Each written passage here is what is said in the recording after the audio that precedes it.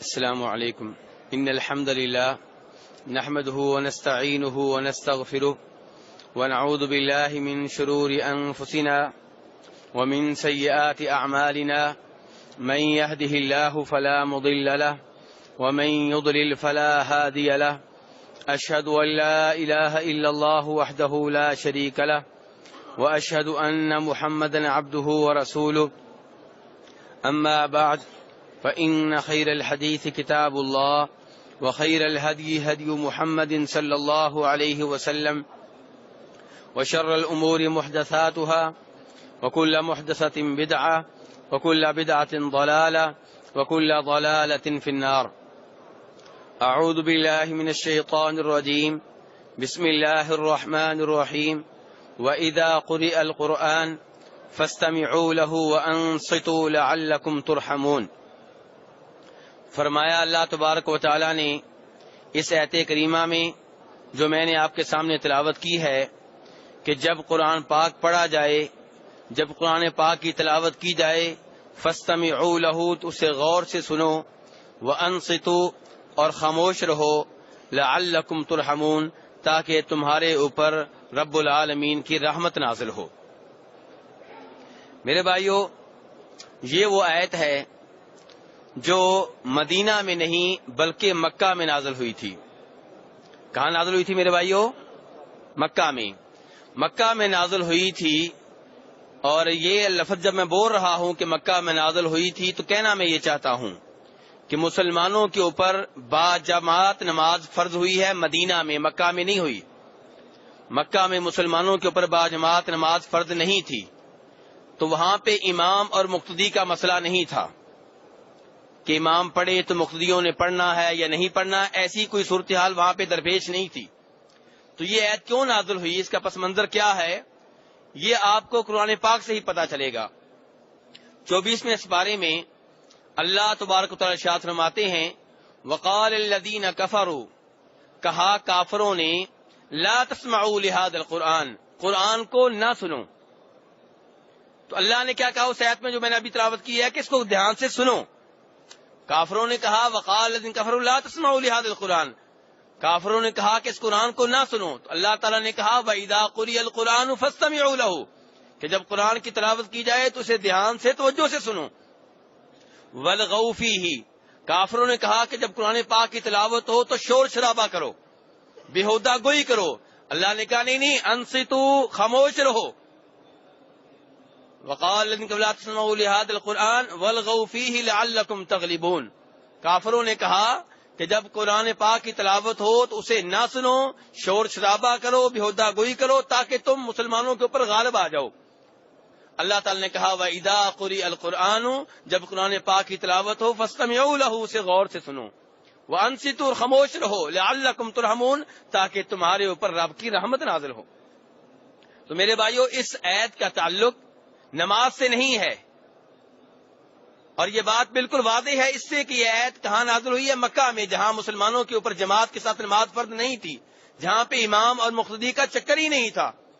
اور دوسری بات یہ ہے کہ مولانا اشرف علی تھانوی کا نام آپ نے سنا ہوگا، مشہور و معروف ہیں، وہ لکھتے ہیں کہ اس آیت کا نماز کی قراءت سے کوئی تعلق نہیں ہے۔ مولانا اشرف علی تھانوی کیا لکھتے ہیں اپنے ملفوظات میں کہ اس آیت کا نماز میں قراءت سے کوئی تعلق، کوئی واسطہ نہیں ہے۔ اور میرے بھائی، تو پہلی بات کیا ہوئی کہ اس آیت کا سورہ فاتحہ کی جب اس کی تلاوت امام کر رہا ہو تو مقتدی کرے نہ کرے، اس آیت کا اس سے کوئی تعلق واسطہ نہیں ہے۔ اس کا تعلق کافروں سے ہے جو کہتے تھے جب قرآن کی تلاوت ہو تو شور کیا جائے۔ اللہ تعالی نے کہا شور نہ کرو، قرآن پاک کو دھیان سے سنو اور خاموش رہو۔ اور اگر یہ فرض کر لیا جائے کہ اس آیت کا تعلق نماز میں قراءت سے ہے، سورہ فاتحہ سے ہے، تب بھی میرے بھائی ہم نے اس آیت کے اوپر بھی عمل کرنا ہے اور نبی صلی اللہ علیہ وسلم کی اس حدیث کے اوپر بھی عمل کرنا ہے جو بخاری مسلم میں آئی ہے۔ آپ فرماتے ہیں کہ لا صلاۃ لمن لم یقرأ بفاتحۃ الکتاب، کہ جو سورہ فاتحہ نہ پڑھے اس کی نماز نہیں ہوتی۔ اب عمل کیسے کریں گے؟ حدیث کے اوپر بھی عمل کریں گے کہ سورہ فاتحہ کی تلاوت کرنی ہی کرنی ہے، اور آیت کے اوپر بھی عمل ہوگا کہ جب قرآن پاک کی تلاوت کی جائے تو خاموشی سے سنو۔ کیا مطلب؟ قرآن پاک کی کتنی صورتیں ہیں میرے بھائیوں؟ کتنی صورتیں ہیں؟ 114۔ تو جب 113 صورتوں کی تلاوت ہو تو اس وقت خاموشی سے سنو، لیکن جب سورہ فاتحہ کی تلاوت ہو تو پیچھے پڑھو، کیونکہ اللہ کے رسول فرماتے ہیں جو سورہ فاتحہ نہیں پڑھتا اس کی نماز نہیں ہوتی۔ دوسری بات یہ میرے بھائی، وَإِذَا قُرِئَ الْقُرْآنُ فَاسْتَمِعُوا لَهُ وَأَنصِتُوا، چپ رہو۔ چپ رہو کا مطلب یہ نہیں ہے کہ آپ کچھ پڑھ نہیں سکتے، چپ رہو کا مطلب یہ ہے کہ شور شرابہ نہ کریں۔ آہستہ آواز میں آپ پڑھ سکتے ہیں، آہستہ آواز میں پڑھنا انصات کے منافی نہیں ہے، آہستہ آواز سے پڑھنا انصات کے منافی نہیں ہے۔ اس لیے میرے بھائی اس میں کوئی شک و شبہ نہیں ہے کہ سورہ فاتحہ کی جو ہے تلاوت کی جائے گی، جب آپ تنہا نماز پڑھ رہے ہوں تب بھی، آپ امام ہوں تب بھی، آپ امام کے پیچھے قرات کریں تب بھی، ہر شکل میں سورہ فاتحہ کی تلاوت کی جائے گی۔ امام ابن حبان رحمہ اللہ اپنی حدیث کی کتاب میں جناب انس ابن مالک سے یہ حدیث لے کر آئے ہیں کہ نبی صلی اللہ علیہ وسلم نے نماز پڑھائی، نماز کے بعد صحابہ کرام سے پوچھا کیا تم میرے پیچھے تلاوت کرتے ہو؟ صحابہ کرام خاموش رہے، پھر پوچھا، پھر خاموش رہے، پھر پوچھا، پھر خاموش رہے۔ تب ایک صحابی نے کہا ہاں اللہ کے رسول صلی اللہ علیہ وسلم ہم آپ کے پیچھے تلاوت کرتے ہیں۔ آپ نے فرمایا ایسے نہ کرو، البتہ جب سورہ فاتحہ کی باری ہو تو تم میں سے کوئی اپنے نفس میں پڑھے، آہستہ آواز میں پڑھے۔ اور ایسی ایک روایت ابو داؤد شریف میں عبادہ ابن صامت سے بھی آتی ہے، اور مسلم شریف کی یہ روایت گزشتہ روز بھی میں نے بتائی تھی کہ جب جناب ابو ہریرہ رضی اللہ عنہ نے یہ حدیث بیان کی کہ جو سورہ فاتحہ نہیں پڑھتا نماز میں، جو بھی من صلی، جو بھی من عربی جاننے والے جانتے ہیں کہ من میں ہر کوئی آ جاتا ہے، چاہے امام ہو، چاہے مقتدی ہو، چاہے تنہا ہو۔ من صلی صلاۃً، اور صلاۃ بھی نکرہ ہے، اس میں ہر نماز آ جائے گی۔ اور فرمایا جو اس میں سورہ فاتحہ نہیں پڑھتا تو اس کی نماز نامکمل ہے۔ تو لوگوں نے جناب ابو ہریرہ سے پوچھا کہ آپ ہمیں یہ بتائیں کہ جب ہم امام کے پیچھے ہوں تب کیا کریں؟ فرمایا اقرا بہا فی نفسک، تب بھی اسے آہستہ آواز سے پڑھو۔ کہنے کا مطلب یہ ہے میرے بھائی کہ سورہ فاتحہ کی تلاوت کی جائے گی۔ سورہ فاتحہ کا مقام و مرتبہ بہت بلند ہے، اتنا بلند ہے کہ اس کے بغیر نماز نہیں ہوتی۔ اب میرے بھائی جب آپ نے سورہ فاتحہ کی تلاوت کر لی، امام صاحب نے سورہ فاتحہ کی تلاوت کر لی، اب جب سورت ختم ہوگی تو آپ آمین کہیں گے، اور یہ سب کا اتفاق ہے کہ آمین کہی جائے گی۔ اگر قرات سری ہو رہی ہے، نماز سری ہے، یعنی کہ وہ نماز ہے جس میں امام اونچی آواز سے نہیں پڑھتا، تو امام بھی آہستہ آواز سے آمین کہے گا اور مقتدی بھی آہستہ آواز سے آمین کہیں گے۔ لیکن اگر نماز وہ ہے جسے جہری نماز کہتے ہیں، یعنی کہ وہ نماز جس میں امام بلند آواز سے پڑھتا ہے، جیسے کہ فجر کی نماز ہے، مغرب کی نماز ہے، عشاء کی نماز ہے، تب امام اونچی آواز سے آمین کہے گا اور پھر مقتدی بھی اونچی آواز سے آمین کہیں گے۔ اس کی دلیل پہلے نمبر پہ وہ حدیث ہے جسے امام بخاری رحمہ اللہ روایت کرتے ہیں جناب ابو ہریرہ رضی اللہ تعالیٰ عنہ سے کہ اذا امن الامام فامنوا، جب امام آمین کہے تو تم بھی آمین کہو۔ فانه من وافق تأمینه تأمین الملائکہ غفر له ما تقدم من ذنبہ، کیونکہ فرشتے بھی اس وقت آمین کہتے ہیں، تو جس کی آمین فرشتوں کی آمین سے مل گئی اس کے اگلے سارے گناہ معاف ہو جائیں گے۔ اور دوسری روایت میں آتا ہے کہ جب امام پڑھے غیر المغضوب علیہم ولا الضالین تو تب تم آمین کہو، یہ بھی بخاری شریف کی روایت ہے۔ اور آگے پھر وہی آیا کہ جس کا قول فرشتوں کے قول سے مل گیا اس کے پہلے سارے گناہ معاف ہو جاتے ہیں۔ امام ابن خزیمہ رحمہ اللہ جو بہت بڑے محدث ہیں، بہت بڑے فقیہ ہیں، بہت بڑے امام ہیں، وہ لکھتے ہیں اس حدیث کی تشریح کرتے ہوئے کہ اس کا مطلب یہ ہوا کہ امام اونچی آواز سے آمین کہے گا، کیونکہ اگر امام اونچی آواز سے آمین نہیں کہے گا تو مقتدیوں کو آپ کیسے کہہ سکتے ہیں کہ جب امام آمین کہے تب تم آمین کہو؟ اللہ کے رسول فرما رہے ہیں صلی اللہ علیہ وسلم جب امام آمین کہے تب تم آمین کہو، تو اگر امام اونچی آواز سے آمین نہیں کہے گا تو مقتدیوں کو کیسے پتا چلے گا؟ تو اس سے یہ معلوم ہوا کہ امام اونچی آواز سے آمین کہے گا۔ دوسری دلیل وہ حدیث ہے میرے بھائیوں جسے امام ابو داؤد رحمہ اللہ اور امام ترمذی رحمہ اللہ اپنی اپنی حدیث کی کتب میں لے کے آئے ہیں، اور روایت کرنے والے صحابی کے نام ہے وائل بن حجر، وہی صحابی جن کے بارے میں پہلے بتا چکا ہوں جو آپ صلی اللہ علیہ وسلم کی آخری زندگی میں مسلمان ہوئے تھے۔ وہ کہتے ہیں کہ رسول اللہ صلی اللہ علیہ وسلم جب پڑھتے وللضالین قال آمین تو آپ آمین کہتے، ورفع بها صوته، اور آمین کہتے ہوئے اپنی آواز کو اونچا کرتے، اپنی آواز کو بلند کرتے۔ اور میرے بھائی تیسری بات یہ ہے کہ امام بخاری رحمہ اللہ یہ نقل کرتے ہیں کہ عبداللہ ابن زبیر رضی اللہ عنہ نے نماز پڑھائی تو جب انہوں نے آمین کہی اور ان کے مقتدیوں نے آمین کہی تو اتنی اونچی آواز سے کہی کہ مسجد گونج پڑی. امام بخاری نقل فرما رہے ہیں کہ عبداللہ ابن زبیر اور ان کے مقتدیوں نے جب آمین کہی تو آمین کی آواز سے مسجد گونج پڑی. اور امام بہقی رحمہ اللہ اور امام ابن حبان کتاب الثقات میں نقل کرتے ہیں عطا ابن ابی رباح تابعی سے، یہ تابعی کہتے ہیں کہ میں نے نماز پڑھی اور جس مسجد میں نماز پڑھی وہاں پہ 200 صحابہ کرام موجود تھے. کتنے صحابہ کرام موجود تھے؟ 200 صحابہ کرام. اور عطا ابن ابی رباح کہتے ہیں کہ سب نے بلند آواز سے آمین کہی.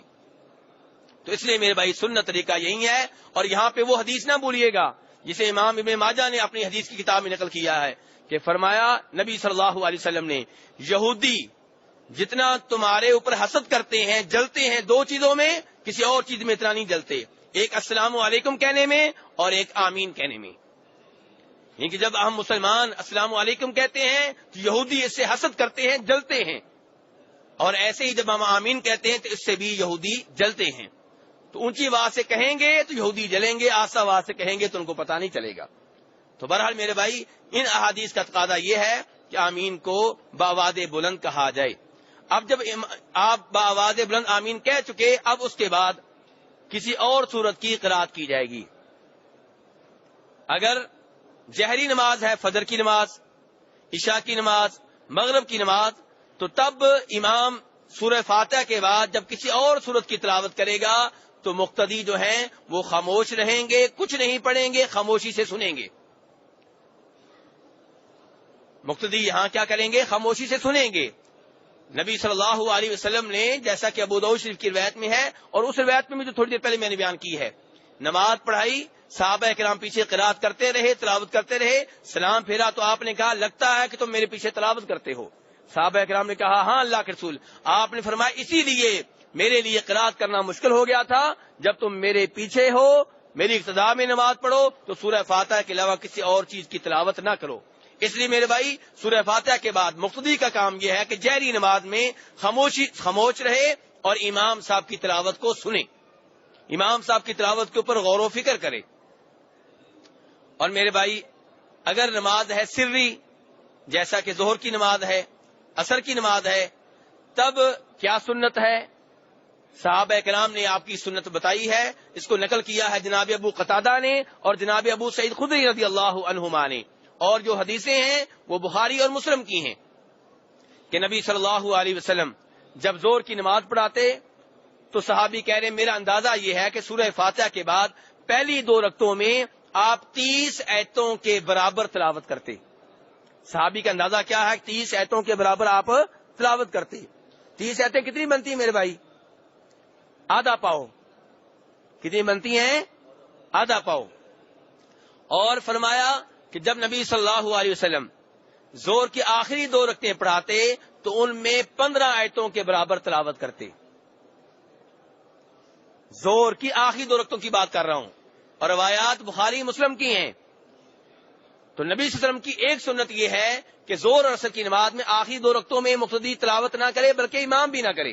یہ بھی ثابت ہے، انہی 2 حدیثوں میں ہے کہ آپ آخری 2 رکعتوں میں صرف سورہ فاتحہ کے اوپر اکتفا کیا کرتے تھے. اور آپ کی دوسری سنت یہ بھی ہے کہ ظہر اور عصر کی آخری 2 رکعتوں میں آپ تلاوت بھی کرتے تھے، یعنی کہ پہلی 2 رکعتوں میں 30 آیتوں کے برابر اور آخری 2 آیتوں میں 15 آیتوں کے برابر. اور جب عصر کی، یہ ظہر کی نماز تھی، عصر کی نماز کی باری آتی تو صحابی کہتے ہیں کہ پہلی 2 رکعتوں میں 15 آیتوں کے برابر آپ تلاوت کرتے اور آخری 2 رکعتوں میں 7 آیتوں کے برابر. تو یہ ہے نبی صلی اللہ علیہ وسلم کی سنت اور آپ کا طریقہ میرے بھائی قرات کے تعلق سے. اور امام صاحب کے لیے نبی صلی اللہ علیہ وسلم کی یہ ہدایات ہیں کہ جب آپ امام ہوں تو پھر قرات میں تخفیف کریں، تھوڑی تلاوت کریں، کیونکہ امام کے پیچھے وہ لوگ بھی ہوتے ہیں جو مریض ہوتے ہیں، بوڑھے بھی ہوتے ہیں، بچے بھی ہوتے ہیں، مائیں بھی ہوتی ہیں. اس لیے تھوڑی تلاوت کرنی چاہیے امام صاحب کو، خصوصاً فرائض میں، عشاء کی نماز میں، فجر کی نماز میں، ظہر عصر کی نماز میں، مغرب کی نماز میں.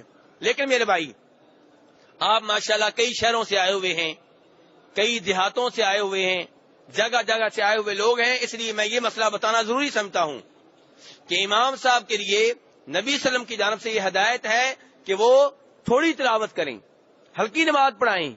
لیکن ہلکی نماز کی مقدار کیا ہے؟ ایک صاحب کہیں گے جی ہلکی نماز یہ ہے کہ آپ 50 آیتوں کی تلاوت کریں، دوسرے کہیں گے ہلکی نماز یہ ہے کہ 20 آیتوں کی تلاوت کریں، تیسرے کہیں گے ہلکی نماز یہ ہے کہ آپ 10 آیتوں کی تلاوت کریں. اس میں معیار کون ہے؟ معیار اس میں نبی صلی اللہ علیہ وسلم ہے. ٹھیک ہے میرے بھائی. اب دیکھیں آپ خود کہہ رہے ہیں کہ ہلکی نماز پڑھاؤ، اور زور کی پہلی 2 رکعتوں میں سورہ فاتحہ کے بعد صحابہ کرام کا اندازہ ہے کہ 30 آیتوں کے برابر آپ ٹھہرتے تھے. تو یہ معیار ہے. ہلکی کا مطلب یہ نہیں ہے کہ ایک آیت آپ پڑھ لیں، کبھی کبھار آپ نے بہت ہلکی بھی تلاوت کی ہے، لیکن اکثر و بیشتر آپ کی تلاوت درمیانی ہوتی تھی، نہ بہت زیادہ نہ بہت تھوڑی. اور اگر آپ وہ سورت جو آپ سورہ فاتحہ کے بعد پڑھتے ہیں اس کے ساتھ ساتھ سورہ قل اللہ احد کی تلاوت کریں تو یہ اور اچھی بات ہے. ایک صحابی جو ہیں وہ جب بھی نماز پڑھاتے تھے سورہ فاتحہ کے بعد جب بھی کوئی سورت پڑھتے تو ساتھ سورہ قل اللہ احد بھی پڑھتے. تو صحابہ کرام نے ان کی شکایت کی تو فرمایا نبی صلی اللہ علیہ وسلم نے ان سے تم ایسا کیوں کرتے ہو؟ کہنے لگے کہ مجھے اس سورت سے محبت ہے کیونکہ اس میں میرے رب کی صفات ہیں کہ قل اللہ احد، اللہ ایک ہے، اللہ الصمد، اللہ بے نیاز ہے، کسی کا محتاج نہیں ہے، لم یلد ولم یولد، نہ اس کا کوئی بیٹا ہے نہ وہ کسی کا والد ہے. ٹھیک ہے. ولم یکن لہ کفوا احد، اس کا کوئی ہمسر نہیں ہے، اس کا کوئی شریک نہیں ہے.